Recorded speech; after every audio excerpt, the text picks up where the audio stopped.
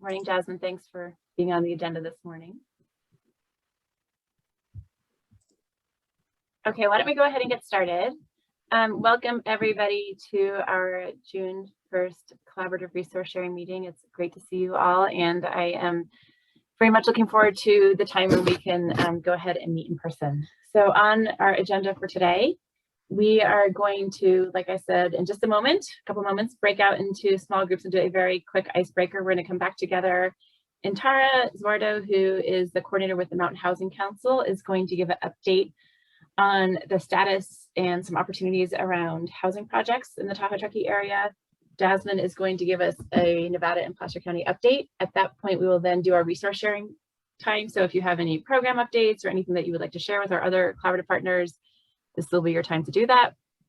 And then we're going to take about a 5-minute break. And then from 10:45 to noon, we are going to continue our work as a collaborative around becoming an anti-racist collaborative. So the topic for today is kind of a continuation of last time, which is really around holding conversations around race. So with that, Christina, I'm going to ask you to show the next slide.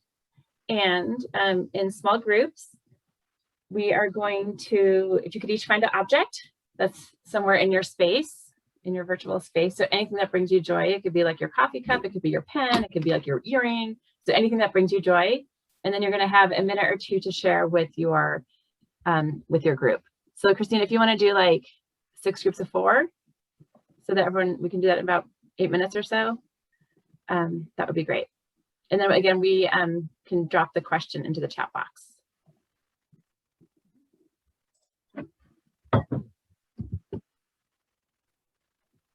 To reintroduce you, Tara. So welcome, Tara, to our collaborative.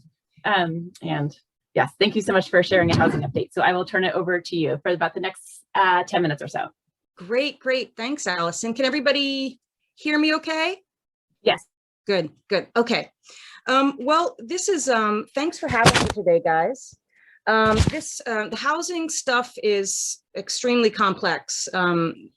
Christina and I were changing statistics on our slides as of, like 7:45 this morning, because, everything is very, very specific to the financing project that any given housing project got. So we have, as you can see from the slides that Christina is sharing. Christina, do you want to go ahead and just put up Truckee Artist Loft slides so they can kind of see what I'm talking about? They're just very, very specific, and this isn't going to apply to kind of any other housing project that you look at. You would think that, a particular percentage of area median income would be the same for any given project because it would be tied to the area median income, but it is specific to the area as well as the specific housing project. So we have to kind of constantly get updates from kind of Truckee's housing manager, Shauna Doherty, to kind of find out where things are with different projects. So anyway, 2 specific projects, housing projects that we wanted to bring your attention to that have openings and will be opening up. Either are already open for application or are opened up already for interest lists, and folks should kind of start getting their names on those interest lists so that they should start to get applications mailed to them now, are the Truckee Artist Lofts on Coldstream Commons. And so Christina has put up a slide on the Truckee Artist Lofts. And it's, the Truckee Artist Loft, as I'm sure you've heard a bit about it, it's a very kind of specific housing project that was modeled after a similar housing project in Sacramento. It's located at the Truckee Rail Yard project in downtown Truckee, and it's a mixed-use affordable housing community for artists and local community members. So the way it's kind of structured is that first priority for a lot of the units go to artists. And there is a very specific process for kind of establishing yourself as an artist and kind of submitting evidence with your application for that. But then the units open themselves up to the general community. So 76 are income restricted rental apartments that kind of range from studios to 3-bedroom units. And then there's also kind of a floor commercial retail space. But the kind of unique aspects of this building are that they have common areas that are specific to artists, like an art room, a band room.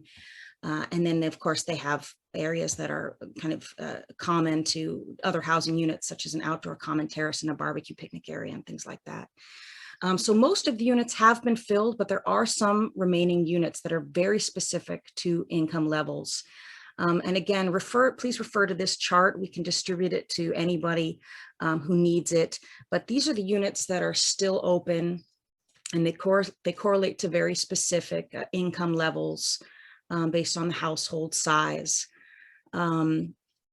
And so, Christina, would you mind going to the next slide? Anyone who is interested should go to this specific website. And, you can always also submit your questions into, this specific email address that Truckee has set up for any questions that you have, or if you want to send in your application there as well. And if folks have questions, there's also, an individual within Truckee that we can send them to with those questions as well. So that's the Truckee Artist Lofts. And then the next housing project that is opening up is Coldstream Commons. Christina, do you want to go ahead to the next? There you go. And this is also kind of a complex. Oh, yes, I just want to make sure I see the questions that were submitted here. Yes, they are open. They are open up to anybody. Yes, they are open up to folks outside of Truckee. In response to your question, River. Okay, so Coldstream Commons. Okay, so these are located next to Donner State Park. They're expected to open up pretty soon in the fall of 2021. They are very specifically kind of restricted out, and we kind of can keep getting updates on how they're going to be allocated. So this is the update that we have as of this morning. That 24 of the units are going to be up to 60% area median income. So you can see how that correlates to specific income levels. 10 of the units are 30% area median income. So that correlates to, as you can see, very, very low income levels. And then 14 of the units are going to be restricted to those with disabilities pursuant to HUD's H11 requirements. So these are pretty complex requirements. So if anybody has any questions about these, I would just suggest that they contact me at the Mountain Housing Council, and I'll get together and coordinate with Shauna Doherty at Truckee to kind of provide them with additional info on this and what this means and how they can qualify. Christina, do you want to go ahead with the next slide? So right now, there isn't an online application for Coldstream Commons. It's still just folks getting on the interest list. All you have to do is call that phone number. You leave a voicemail with your info. Staff will get back to you, and then applications are going to actually be mailed out physically in the mail. So that's basically it. We just wanted to talk about those two projects and kind of provide kind of a simple overview of what's open, and kind of how you can very quickly either get more info or apply or get on the interest list. But folks can always, of course, still contact me. I'll go ahead and put my email here, as well as my cell phone, so that you can always contact me. And then, Tara, there's a couple of questions. Jasmine has her hand raised, and then we'll go on to the chat box. Jasmine. Okay, great. Hey, Tara. Hi. I know you said the disability thing was very complicated for the Coldstream Commons. Is there any other high level details that you could give us about what that means? It probably would be best to just kind of contact me, Jasmine, because I tried contacting Shauna to get some of those details, and it sounds like it's still very much kind of a little bit murky. So it would probably be better. I would rather not give information until I've run it by Shauna Doherty. So I'd rather kind of just folks get in touch with me and have me distribute it as I can kind of confirm that information. Does that sound okay? Sure, that's fine. Sorry about that.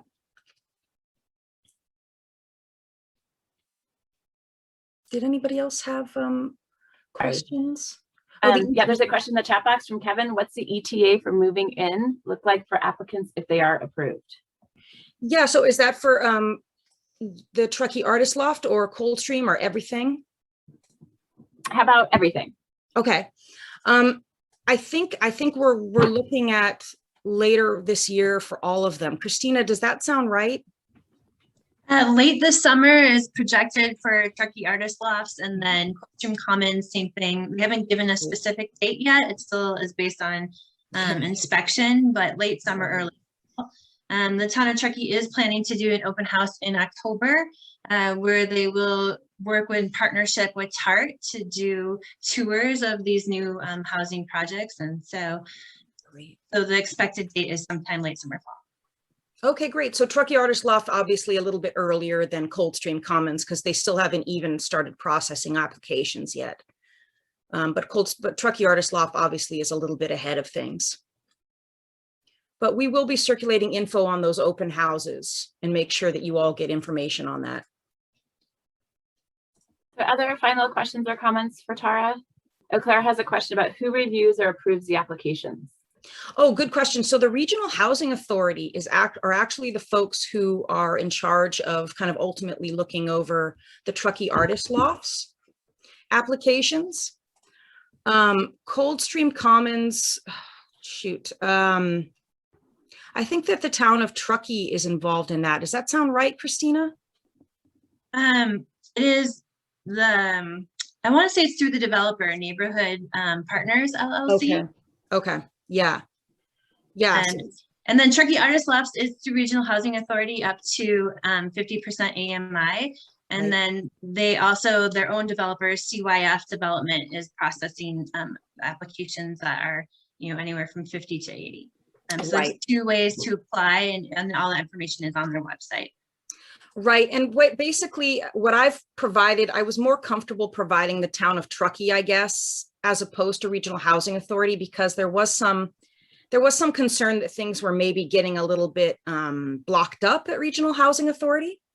So that's why I kind of, if you go to the website for Truckee Artist Loft that I've provided here, you'll see that it does provide information on 2 ways to apply, that you can either go through the Regional Housing Authority or through this email through the town of Truckee. And because there were some concerns that at least some of the 3-bedroom applications were getting stuck a bit with Regional Housing Authority, I thought it would be best and a little bit more simplified to just provide the town of Truckee's information.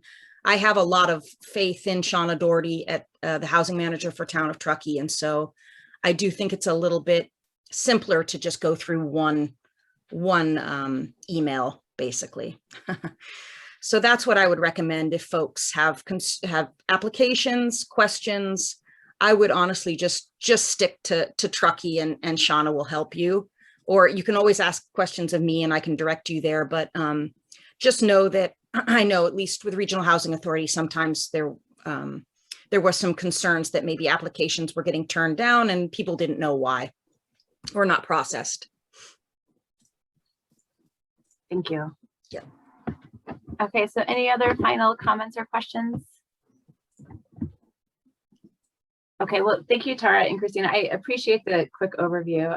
One of the reasons that we really wanted to bring this information to our broader collaborative and make sure it's in the minutes, and for the folks who can't be here today, is that housing has just become even more of a crisis than it was a year ago. And I feel like it comes up in all of our meetings all day long. And so I think it's really important for the folks in this group to stay on top of it, and to be, know how to access information around what housing units and what housing developments and projects are coming down the pike to help our local folks have access to housing. So again, Christina and Tara, thank you. And if folks have further questions, again, you can contact Tara. Her information is in the chat box, or you can go ahead and give her a call.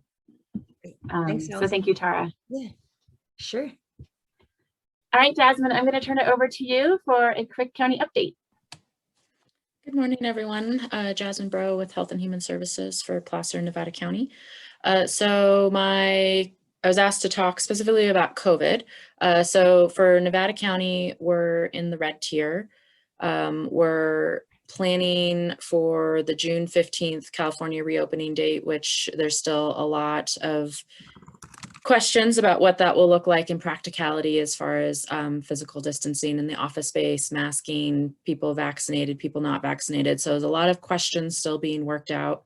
But on the vaccine front, we have a vaccine clinic that's happening 2 days a week at our Eastern County location at the Joseph Center. So our clinic staff have been administering lots of vaccines and doing extensive outreach to the Latinx community in partnership with Sierra Community House and our contracted contact tracers that we have as well. So we have a total of 511 doses administered to the Eastern County Latinx community. So this is not people necessarily fully vaccinated. It's doses administered, and depending on if people got the Johnson & Johnson or the Moderna or the Pfizer, they would either have 1 or 2 doses required.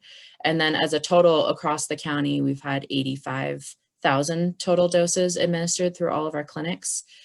And then for Placer County, I know we have Katie Combe-Pritchard on the call, but I'll give a brief update and then she can provide some more details if she would like. But so Placer County is in the orange tier, and 48% of Placer County residents have been vaccinated, so received at least 1 dose of the vaccine. And we have targeted vaccine clinics that are being stood up in Placer County. So one of them will be in Kings Beach tomorrow, and let's see, tomorrow's Wednesday. So June 2nd and June 3rd at the North Tahoe Event Center from 4:30 to 7. There'll be vaccine clinic. People can make appointments or they can also do walk-ins, but they're doing the Johnson & Johnson vaccine. So it's single dose, and the Johnson & Johnson has not been approved for minors. So it's 18 and up. However, they will have staff there available to make appointments for children under 18 that want to get an appointment. And Katie just put the flyer in the chat. So, and then my other announcement, so we've had a lot of retirements and staff moving on with both sides of the county. So with Nevada County, our children's therapist, Spanish-speaking bilingual therapist, also serving the kids, Chris Masloff, has left our county and moved to another county due to needing to make some changes in his life. So we are actively recruiting for a bilingual therapist. I believe the position just closed, so we'll be reviewing applicants and interviewing applicants. And then we have a new staff member, part-time children's therapist, starting next week. So please do not stop making referrals. If you're working with children or families that would benefit from county behavioral health services, you can call our county office and we will get the referral in motion for you. And then with Placer County, Kathy Tanner, our Children's System of Care Tahoe supervisor, has retired last week. Last Friday was her last day. So there is an active recruitment for a supervisor position for Tahoe. And that position is open until the 4th. And I will put that link in the chat. If you or anyone you know is interested in applying, please do. And that's it. Thank you, Jasmine. Any questions for Jasmine?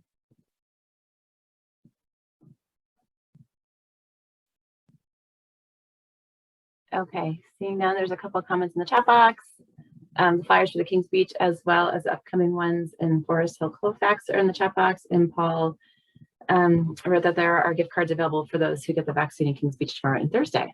It's a good incentive. And thank you for dropping in the job description for the Tahoe supervisor. All right, thanks, Jasmine, for keeping us in the loop. Okay, so we are going to move on to resource sharing. So I will start with Lizzie and then we'll move on to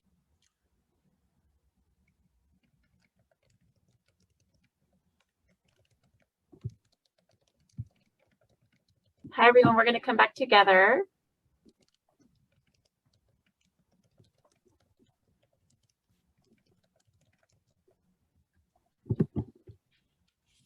Okay, thanks, Christina. Okay, so we are going to transition into the rest of our agenda, which is the second part of our learning journey. And just a reminder that the topic for today is facilitating and holding conversations. We did some groundwork at our May resource sharing meeting, and we are going to continue the dialogue today. Next slide, please, Christina. So how we're going to spend our time is I'm going to just ground us in what we've been doing with the learning journey, where we're at. We're going to spend a few minutes talking about some meeting agreements and guidelines for today, spend a little bit of time talking about some specific terminology that we want to make sure we are all grounded in as a collective, and then talk about some very specific tools that we can use as a collaborative that you can use in your organization to either call someone in or call someone out, a way to address microaggressions if you see them in your workplace. And then we're going to break out into small groups and practice. So we're hoping to spend a chunk of time practicing so that you all have an opportunity to practice using certain phrases, provide each other with feedback, and then we will come back together and close. So next slide, please, Christina. Okay, so just a reminder, our race and equity learning journey is to ensure that the governance, operations, and programming of the collaborative and partners are driven by equity and redistribution of power and resources to dismantle structural racism. Next slide, please. We are again on the second part. This is a 7-part kind of curriculum or series of resources that we are bringing to you. And we again intend to go through the next 5 parts after this over the next several months, which will take us probably into early 2022. The next slide, please. And so just some logistics about the learning journey and what it is. So it's really materials and resources that we have found to be helpful. Just a reminder, I am certainly not an expert. I am definitely not a trainer in race and equity, and that I am learning with you all. We are all learning together. We're really drawing from the wisdom of the crowd, and that this is a partnership with the Community Foundation Race and Equity Board Ad Hoc Committee and our Collaborative DEI Committee. So I just want to give a very quick shout out to Sam and Erica who are on the phone, and Elizabeth and Kayla and River and Jasmine and Peter. I know this is a heavy lift for you all. We've been meeting monthly. Several of us met Friday afternoon to kind of go through the slides for today. I spoke with Elizabeth and Kayla this morning, so I really appreciate your feedback. This is very new work for me personally and professionally, so it's really helpful to have multiple set of eyes on the resources that we're sharing with you all. So thank you so much. And then the other piece is that we are very open to feedback. This is, again, your collaborative, and we want to ensure that this process feels okay for you all. So if you have any feedback, please let me know. You can let me know personally. You can let the group know. We have a meeting evaluation form that Christina will post at the end, and we've been getting some very good comments and very helpful comments from many of you that we've actually been reviewing at our DEI committee. So we're trying to take your feedback and then kind of morph the process as we need to. Logistically, we are spending the last hour or a little bit longer today of each collaborative resource sharing meeting on our learning journey. We may do some standalone trainings as the curriculum kind of leads to that. So we're going to figure that out as we go along. And then how to access the resources. All the information is going on the Slack channel. If you do not have access to it, let Christina know and she can help you get on there. And just a reminder that this is just like one tool in our tool belt to become an anti-racist collaborative and anti-racist organizations. And just recognizing that many of your organizations are doing quite a bit of work around race and equity. And so this is just another tool for you all. And that we are going to ground each of our meetings in meeting agreements. And so that's kind of the logistics of the learning journey. So for today, our goals and intentions, our goal was to provide ideas, guides, practice, and time to reflect on conversations about race.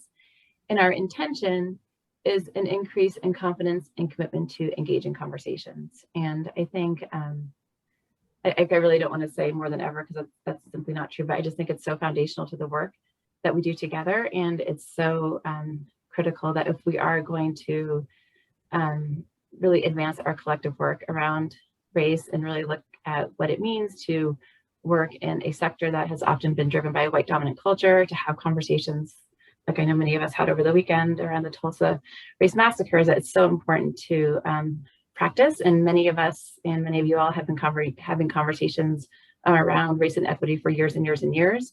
It's a newer conversation for many of us as well. And so again, our intention is to provide some resources in time for you all to practice conversations. So we are kind of all on not a level playing field, but we all have tools in our tool belt to have conversations. Thank you, Christina. Okay, so to get us started, we really wanted to ground ourselves in our meeting agreements as a collaborative. And so in the vein of transparency, we have a set of collaborative meeting agreements that all your organizations have signed off on. It's been a while, and it's part of our 3-year meeting charter agreement and our 3-year partnership agreements. And I was reviewing them over the weekend, and our current meeting agreements really do not lend itself to have frank, honest, authentic, vulnerable, safe conversations around race and equity. So there's a number of resources out there, and there's a number of organizations who do this work who have very good meeting guidelines. So I'm going to share some meeting guidelines from the Annie E. Casey Foundation that I'm going to ask us to follow today. Just on a logistical note, we are in the process of beginning to update our membership agreement for the next 3 years, and we will ensure that whatever meeting agreements and guidelines that we adopt are based on feedback from all of you, work for all of you. Again, this is your collaborative, so we will need some input moving forward at some point, probably the next couple of months, around what our meeting agreements and guidelines should be moving forward. But for today's purposes, I'm borrowing some meeting guidelines from the Annie E. Casey Foundation. So just very quickly, we know that candid conversations about race are not easy. They often elicit feelings of grief, anger, frustration, and a fear of being judged or misunderstood. But productive conversations about race are crucial. They allow perspectives to be engaged, insights to be shared, and beliefs and assumptions to be addressed in positive ways. Productive conversations create understanding, growth, and empathy. Most importantly, they are the first step in generating ideas and solutions for ending the unfairness that caused tremendous obstacles for the children, families, and communities at the heart of the work for social change. And again, this is from the Annie E. Casey Foundation website and their conversations about race. So I'm going to quickly go through, they have 9 meeting guidelines for authentic and positive conversations. And are there any volunteers to help with reading? I would ask you to read the 5 on this slide and then possibly another volunteer to read the ones on the next slide. And if that's okay, if anyone wants to volunteer, that's okay too. I can also do it. But I'll give someone a second to volunteer if they're interested. I'll volunteer. Do you want me to read all of them on the first slide? Is that If you what could read the this first was? 5, yes. And then I'll be looking for another volunteer for the next slide. Thank you, Jasmine. Okay, bring your best self. This requires self-knowledge and self-awareness. Self-knowledge allows you to see what causes you pain and conflict and enables you to embrace your contradictions and inconsistencies. Be an active listener. Active listening involves paying full and careful attention to the other person. Most people need time to open up and may not be willing to immediately share their personal stories, hopes, fears, and/or concerns. Be kind and generous. Being kind and generous allows us to communicate better with others, to be more self-compassionate, and to be a positive force in other people's lives. Stay engaged. Staying engaged requires you to be morally, emotionally, intellectually, and socially involved in the conversation. Staying engaged means that you are listening with curiosity and willing to deepen your understanding. Staying engaged might also require you to sustain the conversation even when it gets uncomfortable or diverted. Be open and suspend judgment. Listening with an open mind includes being receptive to the influence of others. Suspending judgment also means listening to what the speaker has to say for understanding, not just to determine whether the speaker is right or wrong. Thank you, Jasmine. Great reading. All right, anybody feel up for reading the next 4 meeting guidelines? I will. Thank you. Okay. Meeting guidelines. Number 6, speak your truth. Speaking your truth in authentic and courageous conversations about race requires a willingness to take risks. It means that you will be absolutely honest and candid about your own thoughts, feelings, experiences, and opinions, and not just saying what you perceive others want to hear. Speaking your truth will require you to speak from the first person and use I statements. Number 7, lean into discomfort. Leaning into discomfort will require you to let go of racial understandings and stereotypes that you may be holding on to in order to move forward. Leaning into discomfort will require you to sit through moments of embarrassment, confusion, anxiety, and/or fear. Number 8, enable empathy and compassion. Empathy and compassion allow you to understand the other person's point of view. When you are empathetic, you are more understanding, patient, and kind. Expanding your capacity to feel empathy will also allow others to enter your circle of human concern. Number 9, expect and accept that there may not be closure. It is not likely that you will resolve your personal understanding about race or another person's racial experience in a single conversation. The more you talk about race with another person, the more you learn and the more they will learn. Is there another one or is that it? That's it. There's 9 total. But yeah, thank you. Okay, thank you. Okay, so again, these are not the meeting guidelines that we've adopted as a collaborative, but I'm going to ask us all to embrace them, at least for today and possibly moving forward. So Christina, could you go to the next? Okay, could you back up? Thank you. There was another slide that I just dropped in that may not have come through. So these are the 9 meeting guidelines, and I just want to take a couple minutes and hear from you all.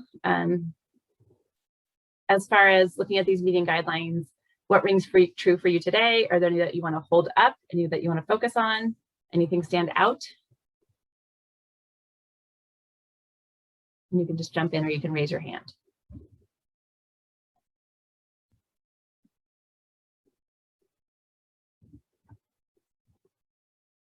Yes, Claire. I would just add that some of these are very heady. They're about understanding and talking. And I encourage noticing where these conversations feel in your body too. And being in touch with that in order to open your heart or to soften your body in order to stay in a difficult conversation. Thank you, Claire. Appreciate the feedback. Elizabeth. The one I really love is be kind and generous for a lot of reasons. And one thing I just really love about that is, you know, we know, of course, that these conversations can be triggering in ways that can make people upset or stressed or angry or checked out for all kinds of reasons, you know.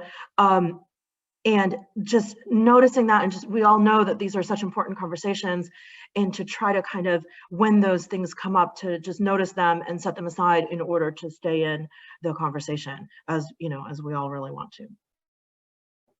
Thanks, Elizabeth. And I would just echo that. And I think, again, like, this is new work for us in this way. And I really do encourage folks, you know, throughout the meeting today to take care of yourself. If you need to get up and walk away, take a break, check in on each other, you know, whatever you need to do to practice self-care during the next hour. So I strongly encourage that. Any other comments before we move on?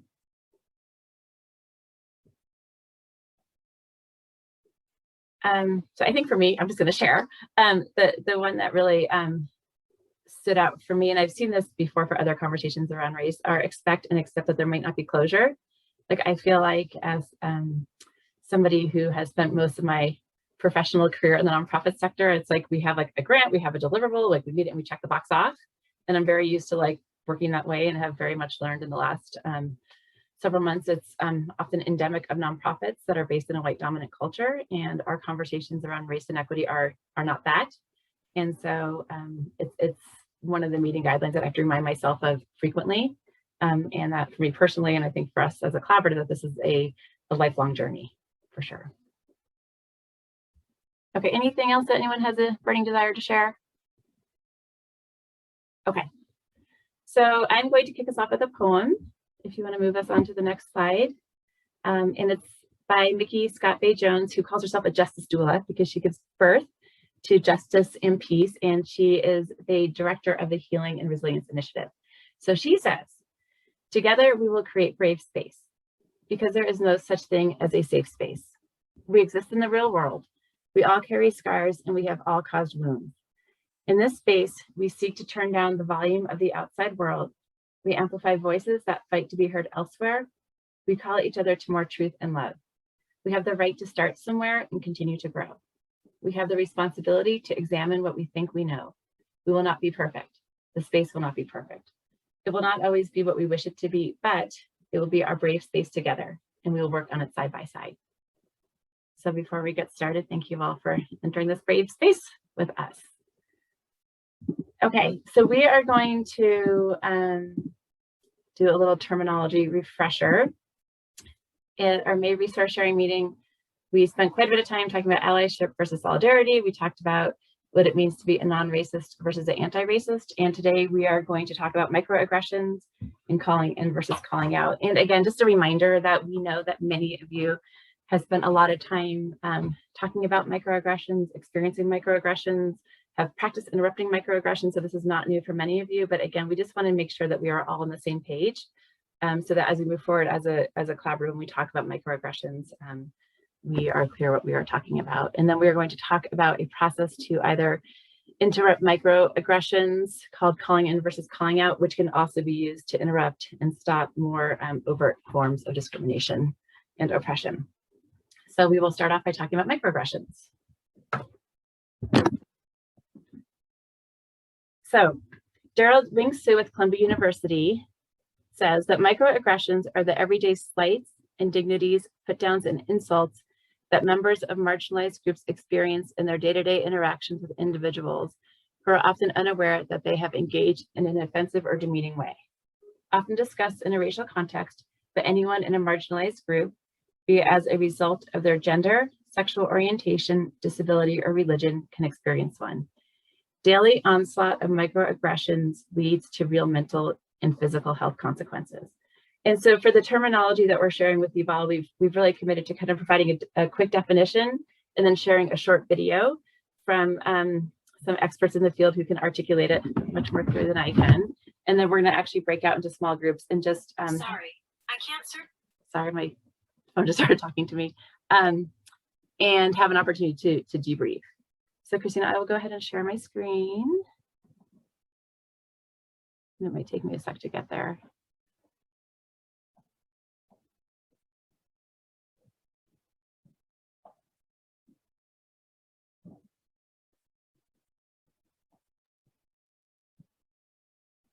Okay, so I'm going to go ahead and play this short video.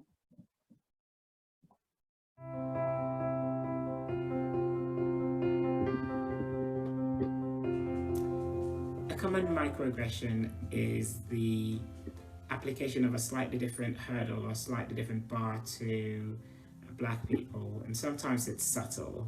Examples of microaggressions I have faced include people telling me I speak well. I still get asked where I am from, and it's not satisfactory for me to say that I am from London or the UK, or even to say that I am from Malaysia. It ranges from people making comments such as, are you from the ghetto? Or you're well spoken for a Black person. When you're told things about a cultural fit when you're assessed for a role. I know of many non-English professionals and colleagues, whether African or Asian, who have long since given up expecting people to try and find out or to pronounce their name correctly. I've been told before that I was not able to attend meetings because of a language barrier, or perceived language barrier, in my opinion. And to other things, such as when I'm walking down the street in a suit and tie, and you see a woman coming up ahead of you, and you can see that she actually takes her purse from one side, switches it to the other, and grasps it that little bit closer. Or being asked if I'm okay with bland food, as if chili needs to be in everything I eat. Someone was delivering a package, and before he could feel comfortable enough to leave the package with me and head off, he just had to apply one final check, which was, excuse me, do you work here?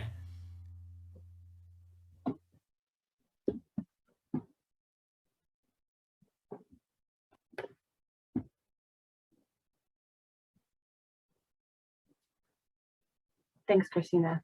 And I think, again, I think when we watch this video, or even the video that we're going to show a little bit around calling in and calling out, just again, we're reminding everyone to take care of themselves, because it's very, it can be intense information. And again, many of us have experienced microaggressions all of our lives. Many of us haven't. And so just to really hold each other with care and grace.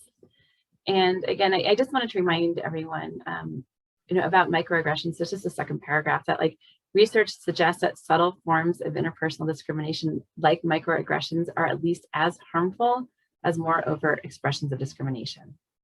So I just really wanted to remind folks of that. Okay, so what we're going to do is break you out into small groups for about 10 minutes. We have some guiding questions that are in the chat box. So thank you to our facilitators. We've talked with some of you. We haven't talked with all of you.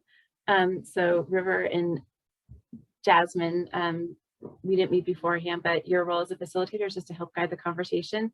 You absolutely do not have to answer these questions. These were just intended if you need some questions to inspire your thinking. But we would love for you just to break out into your groups, talk about times you've seen a microaggression, what happened, did you act, did you not act, did any learning emerge, or just your experience with microaggressions in general. So we'll have about 10 minutes to do that. So it's 11:01, so we will come back together as a large group, probably 11:09, 11:10. Does anyone have any questions about what we're about to do in small groups? Okay, thanks, Christina.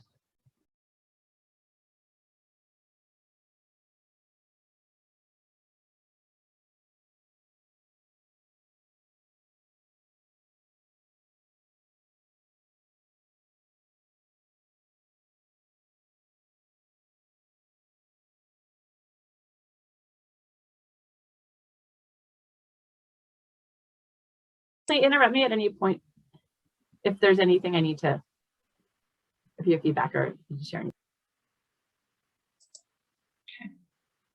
I might, during this large group, Pele's barking. Can I just quickly give her food? So I'm gonna step away for like, Yeah. Okay. Yeah, totally.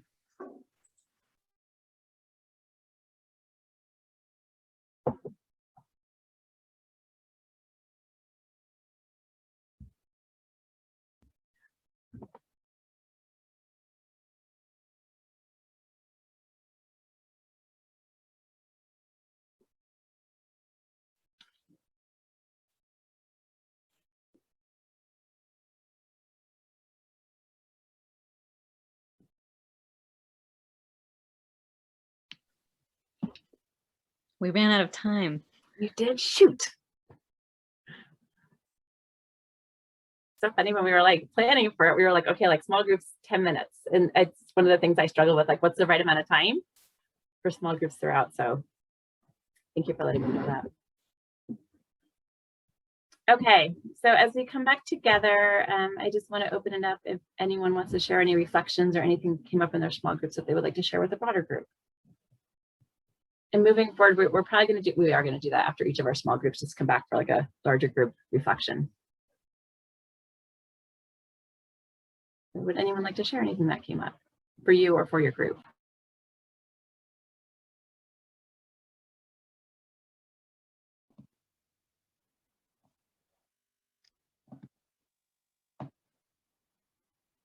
Yes, Sam, thank you. Well, we kind of talked about a lot of different scenarios, but what it really comes down to is time and having the right words. And there are times where you do have the right words, but you don't have the time. And then times where you could pull a coworker or a friend aside, you have the time, but you don't have the right words. So it's really matching, you know, just the time to do it in the correct way without making someone feel called out. So it's a learning opportunity, and also just how to do it, not so much with coworkers, but a lot of us deal with community members, and you know, they might hold different views. They're certainly not going to these things. And it's like, well, this is a person that's making other people around them feel uncomfortable and doing this bad thing, but this is also a vulnerable person and a person in crisis. So am I gonna jump all over them at a drive-through for hunger relief or vaccine or something like that? So it's really just tough to navigate all those different relationships. Yeah, I agree. I think it's a really nuanced, it's a very nuanced situation. Each situation is so specific and individual. Elizabeth? We had a really classic one come up in our group, the where are you from in response to an accent, right? And you know, sometimes it's just, you know, what came up for us was like, in this example, it was so clear that this was like an othering rooted in racism or, you know, xenophobia or something like that. But I also can imagine sometimes like there could just be a curiosity. And I think maybe this is one of these examples where it's like, where are you from has just become not really an acceptable question anymore, even if it's meant well. And, you know, we're maybe just at a stage where, you know, if you haven't gotten to the stage in your connection and friendship where the person's volunteering that, then you don't get to know yet. But that was a classic one. Yes, thank you, Elizabeth. Any other comments before we move on? We talked a little bit about I can't remember, I think it was the anti-racist and the ally framework that you presented last week or last month. And, you know, taking that stance, if you're in a large group setting and you see someone that's doing microaggression or something, and do you know, stop in the middle of the meeting and call it out, which would be kind of the anti-racist, versus the ally would be that you don't do anything and maybe you pull that person aside after the meeting to comment on, you know, what your reaction was. And so just recognizing the distinction between those two things. Thank you, Jasmine. And that's an excellent segue into the next terminology overview, which is calling in versus calling out. So we will actually talk about that for the next few minutes. So thank you, Christina. Okay, so what do you do when you hear microaggression and many of the examples that you all just mentioned? or a even more overt form of discrimination in the workplace or in your personal life. And so one of the terminologies that we want to introduce to our collaborative, and again, many of you are well versed in this, is the difference between calling in and calling out. And that calling out is publicly letting someone know that their words or actions are unacceptable and will not be tolerated. It's interruptive in order to prevent further harm. So it's a little bit more immediate. So to the examples that you were just talking about, versus calling in, which is having a private personal conversation with an individual who has used oppressive language or behavior and addresses the behavior without making a spectacle of it. And again, to further our learning, we're going to watch a small video from a group called Project Rocket, which is based in Australia. So I would just need to, sorry, share my screen for a sec. So it's just gonna take me a quick second to get there.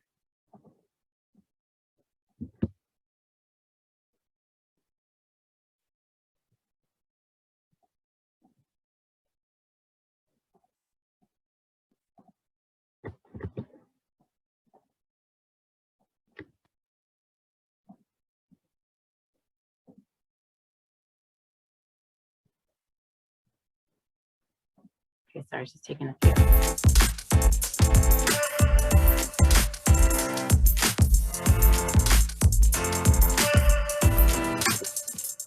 How can we use language to challenge other people's behaviour when it's offensive, or stand up on behalf of those who need it? Unfortunately, we're going to find ourselves in situations where someone's being prejudiced or harmful towards a group or person. And whether that's being racist, sexist, homophobic, transphobic, ageist, ableist, or prejudiced in some other way, it's important that we can let that person know that their behaviour is not okay. Yeah, what we're talking about is calling someone in or calling someone out based on their behaviour. Let's discuss the difference between calling in and calling out. Yeah, essentially they have the same purpose, which is to point out that what someone's doing is not okay. They just have different ways of achieving it. Calling out is naming in the moment in front of whoever's present that the situation is not okay. And calling someone in, on the other hand, involves addressing that person's behaviour more privately or personally. It might take place a little bit later on, and it usually involves taking the time to explain why that person's behaviour was offensive. Okay, let's use an example. I'll pick something a bit random so it's not offensive to anyone. Let's say I'm being really awful about someone who's wearing a dinosaur t-shirt, which of course I'd never do because dinosaur t-shirts are awesome. True. Anyway, let's go with it. Hey, I was meaning to tell you, I bumped into Amir last weekend, and get this, it was so messed up. He was wearing a dinosaur t-shirt. As soon as I realized, I got out of there. It was disgusting. Like, how could he think that was okay? And you know what they say about people who wear dinosaur t-shirts. Hey, come on. People can wear whatever they want. Hey, remember what you said earlier about Amir wearing that t-shirt? I just wanted to clarify what you meant because, to be honest, it's just a t-shirt and we all wear them differently. So it's obvious from that example that calling out is a much more direct process, which means it can be sometimes met with a defensive reaction. Calling in, on the flip side, is a much more calm process and often takes more time, energy, and patience. But both methods are 100% valid. Yeah, completely. And let's imagine that in that example, Danny wasn't just talking about a t-shirt. Imagine that those comments had been made about Amir's religious beliefs or cultural clothing or gender diversity or maybe a disability that he has. And while calling someone in is a great way to generate positive conversations, it's not always possible, right? I may not have felt comfortable approaching Danny on a personal level, or maybe they have a form of power over me that makes calling them in really, really difficult, like popularity or leadership, or maybe being part of a majority group. And realistically, if you're the person experiencing discrimination, it's not up to you to educate the people who are doing the discriminating. So if you're being discriminated against or oppressed or targeted by someone who has power over you, we reckon you have every right to call that person in or out. But in those moments when you're deciding which approach to take, we think you should ask yourself a few questions. First up, what are their intentions? Are they trying to cause harm or offence, or have they just been careless with their words? What's best for you? Having the conversation one-on-one or in a setting where there's other people around? And thirdly, what do you want to get out of it? Do you just want to name that what that person did was offensive, or do you want to explain the impact of their behaviour and how they can improve in the future? So at the end of the day, we're all going to be faced with prejudice at some point. And it's really important that in those moments, if it's safe for us, we feel empowered to call someone in or out in their behaviour. Yeah, and we know it's not always easy, but if it means standing up for yourself or somebody else, we reckon it's worth it.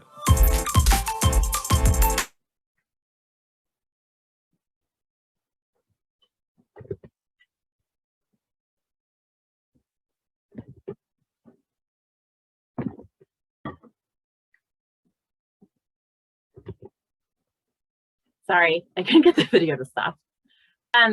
Okay, so that is again, a very quick overview from our good friends in Australia. They have like a bunch of like little videos, many of which are focused on race and equity and all sorts of other subjects. So really geared towards students, but I think it is a very quick overview of the difference between calling in and calling out, and really addresses some of the comments that you brought up, Sam, Elizabeth, and Jasmine as well. And we are going to break into small groups, probably about 5 or so minutes, and you'll have an opportunity to talk about calling in versus calling out and practicing a little bit as well. Okay, so we are going to just very quickly shift gears, and just wanted to make sure that we brought this information to you as well. And so what do you do if you commit a microaggression? And so next slide, please. So Beverly Tatum, who many of you know is a best-selling author, she wrote a book called Why Are All the Black Kids Sitting Together in the Cafeteria? And she is really an expert in the psychology of racism. And so she talks quite a bit about microaggressions and calling in and calling out around microaggressions. And just to be very clear, this is not about more overt forms of discrimination that are very purposefully and intentionally geared towards historically marginalized groups of people. This is really about microaggressions. And so she says, or she equates it to breathing smog. So I'm going to read her quote. So in our culture, there are so many stereotypes and sources of misinformation about race. These stereotypes are so pervasive that they are in some ways like smog, ubiquitous and widespread across an entire community. We all just have to admit that we've all been smog breathers. We've all been influenced by these ambient cultural stereotypes, implicit bias. If you live in a community with smog, you end up breathing smog sometimes. And we have to admit that sometimes we breathe out some smog. We say or do things that are influenced by the ambient cultural stereotypes, even on a non-conscious level. And we can all take actions to eliminate the smog.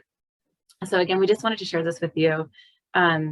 So if you do commit a microaggression, or somebody that you care about commits a microaggression, one of the conversations that we've had is around the implicit bias piece as well. So next slide. And so her recommendation is, if you do commit a microaggression, just being mindful of the difference between intent and impact.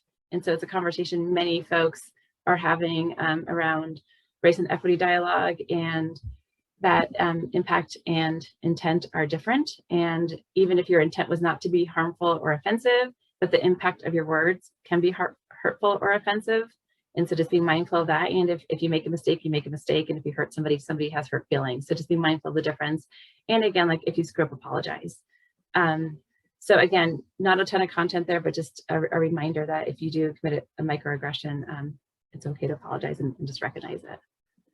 Okay, next slide, please. Okay, so we are going to provide a few tools before we break out into small groups. And so again, what we've done up till now is that we have we've talked about our meeting guidelines, we've talked about microaggressions and how to call in or call somebody out if they either if they demonstrate a microaggression or say something that's a microaggression, or say something that's a more overt form of racism or discrimination. So the tools that we're about to share here are very specific for organizations. And there are some phrases that we're going to provide for you all that are kind of like sentence starters to either interrupt a microaggression or a more overt form of discrimination. So our next series of slides are about that. So it's a 3-part approach. And so as a collaborative, and this is a conversation we will need to have as a group of folks over the next few months, I would love to adopt this approach for our collaborative and these meetings and our other collaborative meetings as well, and agree to how we could be together in this using the structure. And as organizations, I really encourage you to take a look at this approach. And again, many of you have done this work already and have brought so many resources to the table. And this is just one way that organizations can work towards being anti-racist organizations. So there's 3 parts to this organizational model for having conversations and creating safe space around conversations around race. So the first one is set grounding, so shared beliefs and values. The second is to create conversation agreements. And the third is common phrases. So I'm just going to run through those sort of quickly. Thank you, Christina.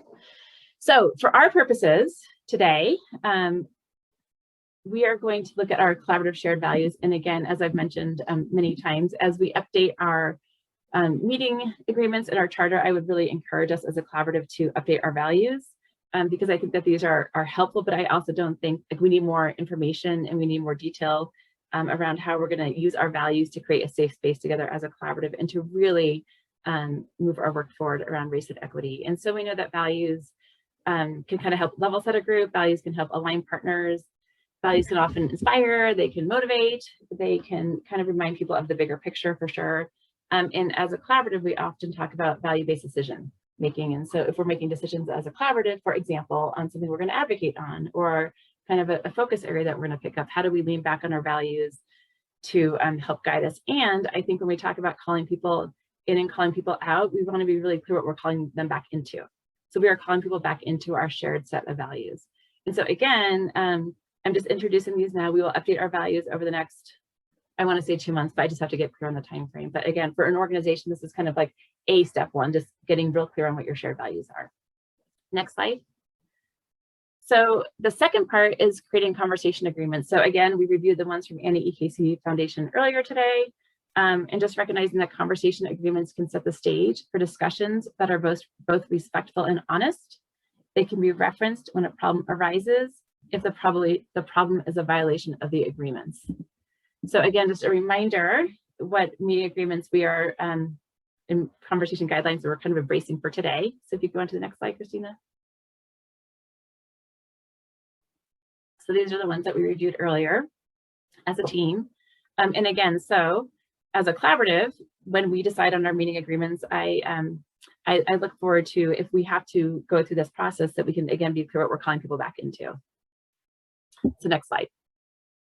So this is kind of like the meat and potatoes of the dialogue this morning. So what are some common phrases that we can all agree to or adopt, or at least say, hey, like, let's try these common phrases out as a group, as an organization, or as a collaborative if you hear a microaggression or again, a more overt form of discrimination. So we're going to share some common phrases that we have pulled, and we pulled together with the foundation board, and our DEI subcommittee has kind of sort of taken a look at. So there's a couple of slides of common phrases. So I'm not going to take time to read through them now because you'll all have access to them in your small groups. But for example, so if you want to stop the flow and address a comment in a conversation you're having in your organization or with a partner, you can choose an agreed upon group phrase such as like time out, or even an action. Like we could have like a certain emoji that we put in our Zoom chat box, or some way to stop the flow of the conversation and address the microaggression in that current moment. If you, for example, have a way to ask terminology. So let's say we're having a conversation and like hypothetically, I don't know what BIPOC means. I can say like terminology alert, can someone please tell me what BIPOC means? So just a way that people can have tools to lean on if they have questions about what folks are talking about. Again, having words for effective apologies, like, I'm sorry, thank you for pointing this out, for your grace, for the opportunity to learn. Again, like not rocket science, but again, I think to Sam's point earlier, it's like a timing and having the right words. And if we can kind of help support what some of those right words are, and as a collaborative, encourage some common phrases, I think it's a start. Christina, could you move on to the next slide? So if you are nervous about speaking or engaging in a conversation, this is the first thing on your slide. You can preempt your fear by prefacing, hey, I know this is a delicate subject and I may say the wrong thing, but I'd like to try to talk about this so I can learn more. Please feel free to tell me if I screw up. Again, just different phrases. I'll just jump down a couple. If someone else says something harmful or unintentional, you could say, hey, time out. What I heard you say is blank. You may not realize it, but that statement is disrespectful and harmful to blank because of blank. So again, just some conversation starters and phrases. Okay, so could you go on to the next slide, Christina? Okay, so before we break out into small groups and I tell you how we're gonna spend the next 20 minutes or so, I wanna remind us that scholar, historian, and author Ibram Kendi tells us that there are only two options in any given moment, racist and anti-racist. We all are, he says, both victims and perpetrators, having been indoctrinated from childhood with racist ideas. And so when we break out into small groups, this is an opportunity to practice being anti-racist. I just wanted to share that with you. So next slide. Okay, so these are the directions for our small groups. River and Jasmine, I can also jump into your small group because there's a couple pieces to this. So facilitators, thank you for agreeing to facilitate. You're going to go back into your same small groups. We are going to use the chat box heavily. So what we are going to do is practice kind of that third part using those phrases. We recognize that not all of us have the same values at this point. We recognize that all of us don't have the same meeting guidelines in your individual organizations. And that oftentimes, to your points earlier, like a lot of the conversations and comments are not actually coming from within your organization. It could be coming from an outside person, perhaps another partner, a donor, a community member, somebody else. And so we're going to practice how to respond to all those situations. And so we are going to kick our practice off in just a minute with 2 role plays that are pre-scripted. So we'll show those to you in a minute. But basically, we're going to ask in each small group that there's somebody who reads like the part A and someone who reads the part B. They're very short. They'll take like 30 seconds. And then we have kind of a debrief guide that we're going to ask you to debrief how that scenario went. So you're going to do scenario 1, which is scripted, and debrief. It'll probably just take a couple minutes. Scenario 2, you can read through and then debrief that. And again, we will drop all this in the chat box. So you'll have the scenarios that are scripted in the chat box. You'll also have the debrief questions. So that should probably take like maybe like 8 minutes or so. And then we're going to open it up so that you can all bring forth your own scenarios that you've experienced in your workplace or in your life that you would like to share with the group, and you can practice how you may respond. So to kind of help you support that, we've also have a number of other scenarios that we pulled from some online resources that include microaggressions or, again, like more overt forms of discrimination. So if you don't have any specific scenarios, you can pull from one that we've crafted for you, and those will again be in the chat box. So again, we're using the chat box very heavily. So facilitators, in the chat box, you will find your 2 pre-scripted scenarios. I'll show you them in a second. And then a list of probably like 6 or 7 different scenarios.